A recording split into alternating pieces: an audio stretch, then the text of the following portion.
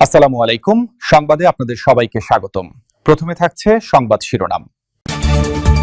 প্রথমেই জানিয়ে দিব, ইরানকে দমাতে গিয়ে উল্টো ফাঁদে ট্রাম্প। ইরানকে কাবু করতে যুদ্ধের যে আগুন জ্বালিয়েছিলেন ডোনাল্ড ট্রাম্প, ৩ মাস যেতে না যেতেই সেই আগুন এখন উল্টো পোড়াতে শুরু করেছে ওয়াশিংটনকেই। এরপরেই জানিয়ে দিব, আমেরিকাকে কাঁপিয়ে দিচ্ছে ইরানের ড্রোন।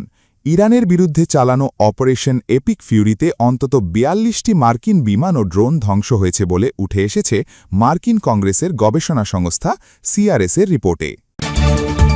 তারপরেই জানিয়ে দেব, হরমুজ প্রণালীতে ইরানের কড়া পদক্ষেপে বিশ্বজুড়ে জ্বালানি বাজারে তোলপাড়। জলপথে প্রতিদিন প্রায় ১,৪০,০০,০০০ ব্যারেল তেলের সরবরাহ বন্ধ করে দিয়েছে ইরান। সর্বশেষ জানিয়ে দেব, ট্রাম্পের হঠাৎ ইউটার্ন, হামলার হুমকি থেকে শান্তি চুক্তি।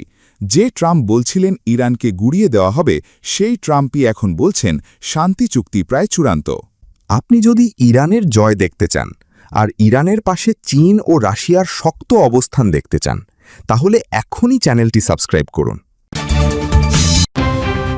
দর্শক, এতক্ষণ শুনছিলেন সংবাদ শিরোনাম। এখন জানাবো বিস্তারিত জানার আগে আপনি যদি চ্যানেলে নতুন হয়ে থাকেন তাহলে আমাদের চ্যানেলটি সাবস্ক্রাইব করুন, আর কোন জায়গা থেকে দেখছেন এবং শুনছেন তা কমেন্ট করে জানান। ভিডিওটি ভালো লাগলে একটি লাইক দিন। ইরানকে কাবু করতে যুদ্ধের যে আগুন জ্বালিয়েছিলেন ডোনাল্ড ট্রাম্প, ৩ মাস যেতে না যেতেই সেই আগুন এখন উল্টো পোড়াতে শুরু করেছে খোদ ওয়াশিংটনকেই। একের পর এক হামলা, হুমকি আর শক্তি প্রদর্শনের পরও তেহরান ভেঙে পড়েনি। বিশ্লেষকেরা বলছেন, ইরানের বিরুদ্ধে শুরু করা যুদ্ধেই কি ধীরে ধীরে নিজেই আটকে যাচ্ছেন ট্রাম্প? রয়টার্সের এক প্রতিবেদনে বলা হয়েছে, যুক্তরাষ্ট্র ও ইসরায়েলের একের পর এক হামলায় ইরানের সামরিক অবকাঠামো ক্ষতিগ্রস্ত হলেও তেহরান এখনও ভেঙে পড়েনি। পাশাপাশি বিশ্ব জ্বালানি বাণিজ্যের অন্যতম গুরুত্বপূর্ণ রুট হরমুজ প্রণালীর ওপর এখনও শক্ত নিয়ন্ত্রণ ধরে রেখেছে ইরান। আর এই নিয়ন্ত্রণেই ওয়াশিংটনের মাথা ব্যথার সবচেয়ে বড় কারণ হয়ে উঠেছে। অপারেশন এপিক ফিউরিকে হোয়াইট হাউস একটি সফল অভিযান হিসেবে তুলে ধরলেও বাস্তবতা বলছে ভিন্ন কথা। কারণ যুদ্ধ শুরু হওয়ার পরও ইরান তাদের পারমাণবিক কর্মসূচি বন্ধ করেনি, বরং আরও কঠোর অবস্থান নিয়েছে। তেহরানের শাসন ব্যবস্থাও টিকে আছে আগের মতোই। বিশ্লেষকদের মতে, ট্রাম্প প্রশাসনের সবচেয়ে বড় সমস্যা হল তাদের কাছে এই যুদ্ধের কোনো স্পষ্ট পরিকল্পনা নেই। ধারণা ছিল ভয়াবহ সামরিক হামলা ও চরম চাপের মুখে ইরান শেষ পর্যন্ত আলোচনার টেবিলের নতি স্বীকার করবে, কিন্তু বাস্তবে ঘটেছে ঠিক উল্টো চিত্র। ইরানের কট্টরপন্থী গোষ্ঠীগুলো এখন আরও শক্ত অবস্থানে চলে গেছে এবং তারা প্রকাশ্যেই যুক্তরাষ্ট্রকে দীর্ঘ যুদ্ধের হুঁশিয়ারি দিচ্ছে। এদিকে যুদ্ধের প্রভাব পড়তে শুরু করেছে যুক্তরাষ্ট্রের ভেতরেও। জ্বালানির দাম বাড়ছে, অর্থনৈতিক চাপ বাড়ছে। ধীরে ধীরে ট্রাম্পের বিপক্ষে যেতে শুরু করেছে যুক্তরাষ্ট্রের জনগণ। কংগ্রেস নির্বাচন সামনে রেখে এই যুদ্ধ এখন রাজনৈতিক ঝুঁকিতেও পরিণত হচ্ছে রিপাবলিকানদের জন্য। শুধু তাই নয়, ইউরোপীয় মিত্রদের সঙ্গেও দূরত্ব বাড়ছে ওয়াশিংটনের। ফ্রান্স ও জার্মানি সহ কয়েকটি দেশ ইতোমধ্যেই যুদ্ধ দীর্ঘায়িত হওয়া নিয়ে উদ্বেগ জানিয়েছে। অন্যদিকে চীন ও রাশিয়া পরিস্থিতিকে নিজেদের কৌশলগত সুবিধায় ব্যবহার করছে। বিশেষ করে বেইজিং এখন নিজেকে স্থিতিশীলতার পক্ষের শক্তি হিসেবে তুলে ধরার চেষ্টা করছে, যা যুক্তরাষ্ট্রের জন্য নতুন কূটনৈতিক চ্যালেঞ্জ তৈরি করছে। সমালোচকদের মতে, ট্রাম্পের চাপ দিয়ে ভাঙার নীতি এবার বড় পরীক্ষার মুখে পড়েছে। কারণ ইরান শুধু সামরিকভাবেই টিকে নেই, বরং পুরো সংঘাতকে এমন এক দীর্ঘমেয়াদী যুদ্ধে পরিণত করেছে যেখানে সময় যত যাবে চাপ তত বাড়বে ওয়াশিংটনের উপরেই।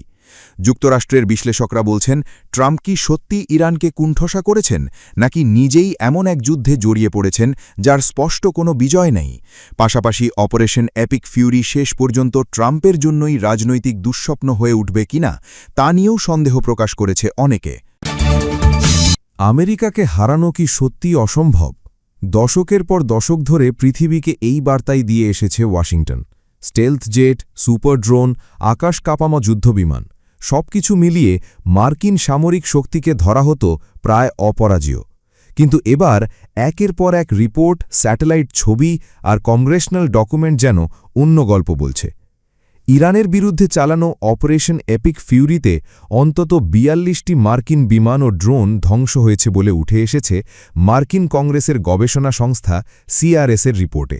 আর এই তালিকায় রয়েছে এমন কিছু নাম যা শুনলে চমকে উঠবেন আপনিও। F-5, F-35, MQ-9 reaper drone, এমনকি আকাশে ভাসমান মার্কিন নজরদারি বিমানও বাদ যায়নি ধ্বংসের তালিকা থেকে। সবচেয়ে বড় ধাক্কা এসেছে F-35 নিয়ে। যে যুদ্ধবিমানকে আমেরিকার রাডারে ধরা যায় না বলে প্রচার করে, সেই স্টেলথ ফাইটারও এবার ইরানের আঘাত থেকে রক্ষা পায়নি বলে দাবি উঠেছে। ইরানি কর্মকর্তারা বলছেন স্টেলথ প্রযুক্তির মিট ভেঙে গেছে। আর ড্রোন, কমপক্ষে 24টি MQ-9 রিপার ড্রোন ক্ষতিগ্রস্ত বা ভূপাতিত হয়েছে বলে রিপোর্টে উল্লেখ করা হয়েছে। এই ড্রোনগুলোই এতদিন মধ্যপ্রাচ্যে আমেরিকার সবচেয়ে ভয়ঙ্কর অস্ত্র হিসেবে ব্যবহৃত হয়েছে। কিন্তু এখন সেই ড্রোনই যেন উল্টো আমেরিকার দুর্বলতার প্রতীক হয়ে উঠছে। এদিকে যুদ্ধের আর্থিক খরচও এখন ভয়াবহ রূপ নিয়েছে।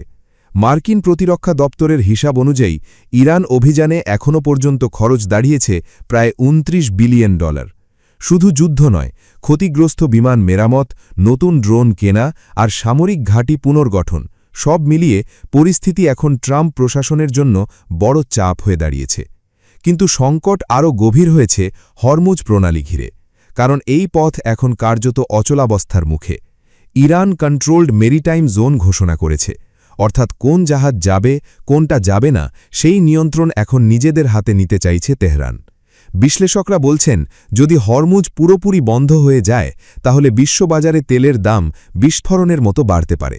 আর সেই ধাক্কা শুধু মধ্যপ্রাচ্য নয়, সরাসরি লাগবে আমেরিকা, ইউরোপ আর এশিয়ার অর্থনীতিতে। এই অবস্থায় ডোনাল্ড ট্রাম্পও চাপের মুখে। একদিকে যুদ্ধ থামানোর চাপ, অন্যদিকে ইরানকে কঠিন জবাব দেওয়ার রাজনৈতিক প্রতিশ্রুতি। কিন্তু বাস্তবতা হল, যুদ্ধ যত দীর্ঘ হচ্ছে ক্ষতির তালিকাও তত বড় হচ্ছে। আর এই সুযোগটাই কাজে লাগাচ্ছে ইরান। তেহরান এখন খোলাখুলিভাবেই বলছে পরবর্তী যুদ্ধে আরও বড় চমক অপেক্ষা করছে। ইরানের পররাষ্ট্রমন্ত্রী আব্বাস আরাকচি সরাসরি মার্কিন রিপোর্ট শেয়ার করে বলেছেন, এই যুদ্ধ থেকে ইরান অনেক কিছু শিখেছে আর ভবিষ্যতে আমেরিকা আরও অপ্রত্যাশিত আঘাত পাবে। সব মিলিয়ে এখন পরিস্থিতি ভয়ঙ্করভাবে উত্তপ্ত। আকাশে ড্রোন যুদ্ধ, হরমুজ সংকট, মধ্যপ্রাচ্যে ক্ষেপণাস্ত্রের ছায়া আর পেছনে $ট্রিলিয়ন জ্বালানি বাজার। প্রশ্ন এখন একটাই, এটা কি শুধুই সীমিত সংঘাত, নাকি বিশ্ব ধীরে ধীরে এগোচ্ছে আরও বড় এক যুদ্ধের দিকে?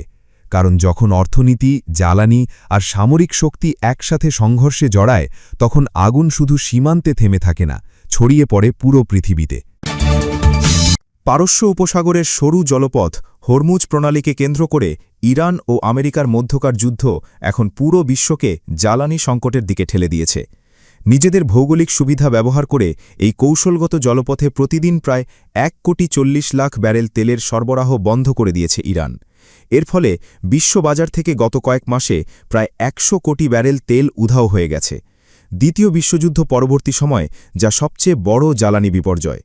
এই পরিস্থিতিতে আন্তর্জাতিক জ্বালানি সংস্থা প্রধান ফাতেহ বিরল সতর্ক করেছেন যে এই পরিস্থিতি চলতে থাকলে আগামী জুলাই মাসের মধ্যেই তেলের বাজার রেড জোনে প্রবেশ করবে। আর এমনটি হলে তেলের দাম আরও বৃদ্ধির পাশাপাশি বিশ্বজুড়ে শিল্প উৎপাদন এবং খাদ্য সরবরাহের চেইন ভেঙে পড়বে বলে মনে করছেন বিশেষজ্ঞরা। রেড জোন মূলত এমন একটি অবস্থাকে বোঝায় যখন বিশ্বের তেলের চাহিদা মেটানোর মতো পর্যাপ্ত যোগান বা আপতকালীন মজুদ আর অবশিষ্ট থাকবে না। সাধারণত যে কোনো বড় সংকটের সময় দেশগুলো তাদের সংরক্ষিত ভাণ্ডার থেকে তেল ছেড়ে পরিস্থিতি সামাল দেয়। কিন্তু ইরান যুদ্ধের ভয়াবহতা এতটাই বেশি যে আন্তর্জাতিক জ্বালানি সংস্থা এবং এর সদস্যভুক্ত 32টি দেশ মার্চ মাসের রেকর্ড 400 মিলিয়ন ব্যারেল তেল বাজারে ছেড়েও ঘাটতি পূরণ করতে পারেনি। এখন পরিস্থিতি এমন এক পর্যায়ে পৌঁছেছে যেখানে তেলের রিজার্ভ প্রায় শূন্যের কোঠায়। এমনকি যে কোনো নতুন সরবরাহে বিঘ্ন ঘটলে তেলের দাম ব্যারেল প্রতি $120 থেকে $130 ছাড়িয়ে যেতে পারে। এই রেড জোন অতিক্রম করার অর্থ হল উন্নত দেশগুলো তাদের যাতায়াত ও বিদ্যুৎ উৎপাদন কমিয়ে দিতে বাধ্য হবে, ফলে উন্নয়নশীল দেশগুলোতে ভয়াবহ মূল্যস্ফীতি দেখা দেবে। সাধারণ মানুষের পকেটে ইতোমধ্যে এই সংকটের প্রভাব পড়তে শুরু করেছে। ভারতে বিমানের জ্বালানির দাম অস্বাভাবিক হারে বৃদ্ধি পাওয়ায় দিল্লি ও মুম্বাইয়ের মতো বড় শহরগুলোতে সরকার ভ্যাট কমিয়ে পরিস্থিতি সামাল দেওয়ার চেষ্টা করছে। অন্যদিকে আমেরিকায় পেট্রোলের দাম প্রতি গ্যালন $5.8 পৌঁছে ইতিহাসে নতুন রেকর্ড গড়েছে। ইরানকে ঘিরে মধ্যপ্রাচ্যের এই অস্থিরতার কারণে তেল, গ্যাস ও সারের দাম বাড়ায় বিশ্বজুড়ে খাদ্য সংকটের আশঙ্কা তৈরি হয়েছে। এশিয়া ও আফ্রিকার দরিদ্র দেশগুলো এই রেড জোন সতর্কতায় সবচেয়ে বেশি আতঙ্কিত, কারণ তাদের কাছে এই উচ্চ মূল্যে জ্বালানি কেনার মতো পর্যাপ্ত বৈদেশিক মুদ্রের রিজার্ভ নেই। এদিকে শান্তি আলোচনার টেবিলে আমেরিকা ও ইরানের অনড় অবস্থান এই সংকটকে আরও দীর্ঘস্থায়ী করছে। আমেরিকা চায় ইরান তাদের পারমাণবিক কর্মসূচি পুরোপুরি বন্ধ করুক, আর ইরান চাইছে যুদ্ধের ক্ষতিপূরণ এবং তেল রপ্তানির উপর থেকে সব ধরনের নিষেধাজ্ঞা তুলে নেওয়া হোক। যদিও ইরান ও আমেরিকার মধ্যে যুদ্ধবিরতি এখনও কার্যকর রয়েছে, তবুও নতুন করে সংঘাত শুরু হওয়ার আশঙ্কা উড়িয়ে দেয়া যাচ্ছে না। আবার ইরান যুদ্ধ শুরু হলে মধ্যপ্রাচ্যের তেল ও গ্যাস স্থাপনাগুলো সরাসরি ঝুঁকির মুখে পড়বে বলে আশঙ্কা করছেন বিশেষজ্ঞরা।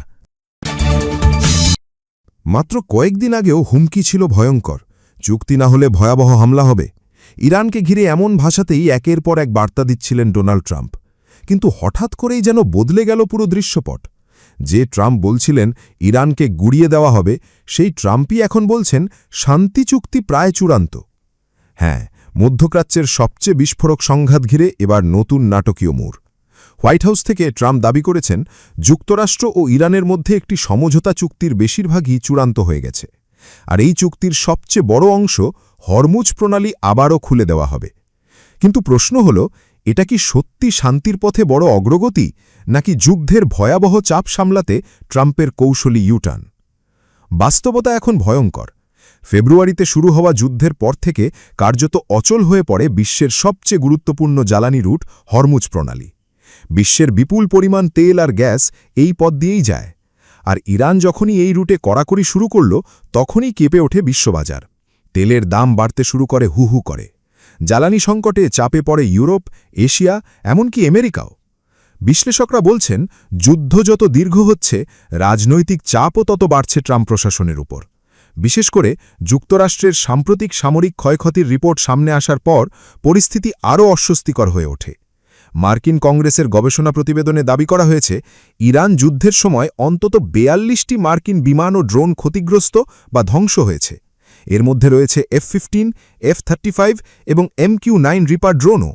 আর সেই চাপের মধ্যেই এবার ট্রাম্পের সুরবদল।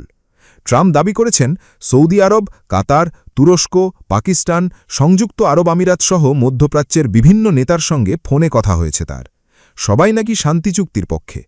এমনকি ইসরায়েলের প্রধানমন্ত্রী বেনিয়ামিন নেতানিয়াহুর সঙ্গেও তার ভালো আলোচনা হয়েছে বলে জানিয়েছেন ট্রাম্প। কিন্তু এখানেই তৈরি হয়েছে নতুন বিতর্ক। কারণ ট্রাম্প বলছেন হরমুজ খুলে যাবে, অথচ ইরানের সংবাদ মাধ্যম বলছে না, হরমুজ পুরোপুরি ফ্রি প্যাসেজ হচ্ছে না, প্রণালীর নিয়ন্ত্রণ থাকবে ইরানের হাতেই। কোন জাহাজ যাবে, কখন যাবে, কি নিয়মে যাবে, সেই সিদ্ধান্ত নেবে তেহরান। অর্থাৎ ট্রাম্প যেভাবে বিষয়টি তুলে ধরছেন, বাস্তবতা হয়তো ততটা সহজ নয়। আরেকটি বড় প্রশ্ন ঘুরছে কূটনৈতিক অঙ্গনে। ইরান কি সত্যিই নরম হচ্ছে, নাকি যুদ্ধবিরতির আড়ালে সময় নিচ্ছে?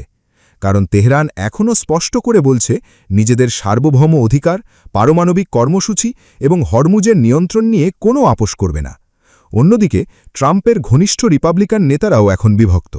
কেউ বলছেন এটা ঐতিহাসিক শান্তির সুযোগ, আবার কেউ বলছেন ইরানের সঙ্গে দুর্বলতা দেখিয়ে চুক্তি করলে সেটাই হবে ট্রাম্পের সবচেয়ে বড় ভুল। তবে সব মিলিয়ে এখন পুরো বিশ্ব অপেক্ষায় আছে আগামী কয়েকদিনের সিদ্ধান্তের দিকে। সত্যি কি যুদ্ধ থামবে? হরমুজ কি আবারও পুরোপুরি খুলবে, নাকি আবারও বাঁধবে কোনো জটিল প্যাচ?